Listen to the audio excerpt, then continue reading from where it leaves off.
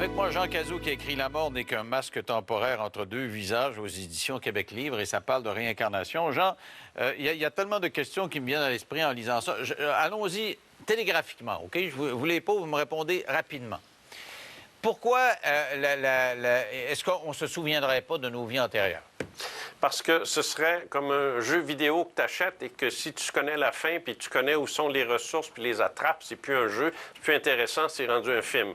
Alors tu veux le vivre intensément, tu veux courir les risques, tu veux vivre intensément une vie. Alors à ce moment-là, quand tu t'incarnes, tu oublies ce qui s'est passé avant, tu oublies même que tu es incarné et tu vis ça comme un comédien d'ailleurs qui va jouer un personnage et qui oublie qui il est puis il s'enfouit complètement dans le personnage puis il souffre autant que le personnage. Demande-le à n'importe quel comédien. Alors, ce serait quoi le but de la manœuvre? Pourquoi est-ce qu'on reviendrait, là, il y a un tas de cas là, que vous soulevez, des gens qui seraient nés il y a 200 ans, l'autre juste 2 ans avant la mort de quelqu'un d'autre.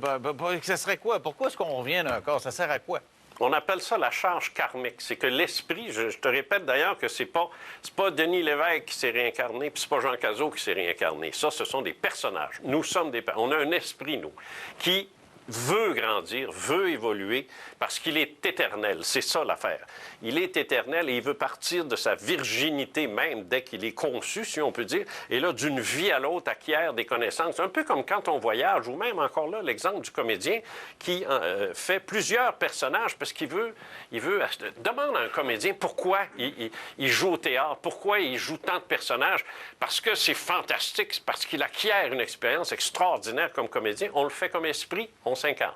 Mais là, on est 8 milliards d'humains. Là. Ça ne marche pas mathématiquement. Là. Mettons qu'on parle des premiers australopithèques là, qui sont 10 000. Mais si on se réincarne tous, on ne peut pas arriver à 8 milliards, ça en prend des nouveaux. Là. Ça veut dire que d'entre nous, il y en aurait qui sont des neufs, puis d'autres qui auraient été des réincarnés, c'est ça? Non, c'est que... Il n'y a pas de neuf là-dedans. Là. C'est que de noces... De neuf. Des nouveaux, là. Ben un oui, Jean Cazot qui est né sûr pour la première fois. Non, c'est sûr qu'il y a du neuf, mais tu oublies une chose. Tu parles comme quelqu'un qui aurait une seule et unique planète dans l'univers, toi.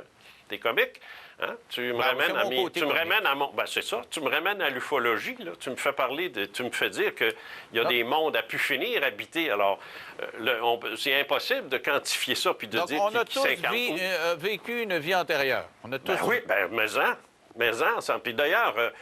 plus tu es allumé, plus ça démontre que finalement, tu en as eu plusieurs viandes. Il y en a qui ont des... Ça ne fait pas longtemps qu'ils sont arrivés, là, puis ça paraît, là. Mais il y en a d'autres, on dit... Donc, s'il y en a qui ne fait pas longtemps, c'est qu'il y en a qui sont plus nouveaux que les autres. C'est ça. Et bien voilà. Et n'oublie pas l'expression, je suis convaincu que ta vieille tante te l'a dit. « Ah, Denis, toi, tu es une vieille âme. » Ah, c'est bon, on entend ça, oui. Et voilà. Alors, c'est de là que ça vient. Autre question. Si on se bonifie, pourquoi il y en a sous l'hypnose qui vont être capables de se rappeler des langues, puis des vieilles langues, puis d'autres pas pantoutes? Oui, c'est ça. Bien, ça, c'est le corps humain. Hein? Je veux dire, faut pas oublier, et je le répète, là, c'est pas Cazot qui a déjà vécu comme un berger grec dans l'Antiquité ou qui va être une star rock dans 3000 ans. Là. C'est pas Cazot. C'est son esprit. C'est ça qu'il faut comprendre. Alors, moi, là, tu me demandes... Mais alors, quand je suis sous hypnose, là, moi, là, tu me demandes de me souvenir de quelque chose que j'ai pas vécu. C'est pas moi qui l'ai vécu, ce maudite vie-là. C'est mon esprit. Alors, c'est des bribes. Puis, à un moment donné, je peux ramasser une langue. Il y en a, ils se souviennent de la langue, ils parlent. D'autres vont se souvenir de détails incongrus, incroyables. Tu l'as lu, le bouquin, tu l'as vu.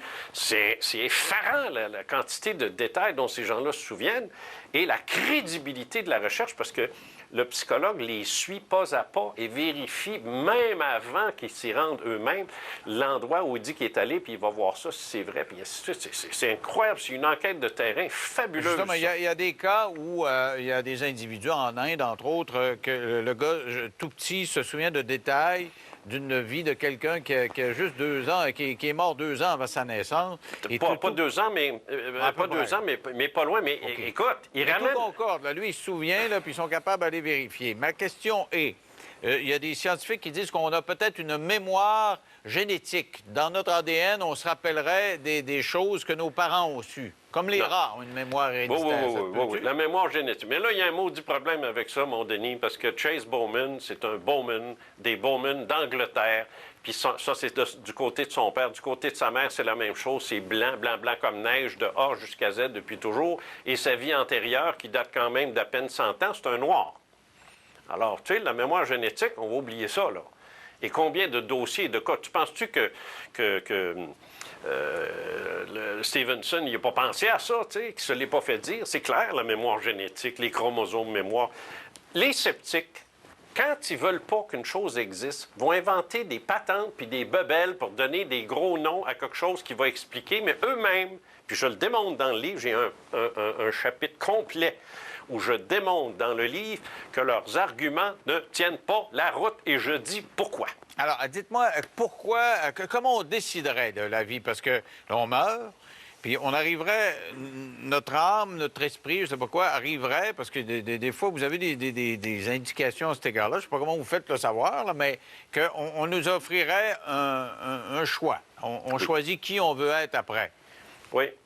Qui nous offre ça? Je veux dire, écoute, ce qu'il y a de l'autre côté, et ça nous vient des gens qui, sous hypnose, parce il y en a un en particulier, un des chercheurs, qui s'appelle Michael Newton, qui, lui, explique qu'est-ce qui arrive entre les deux.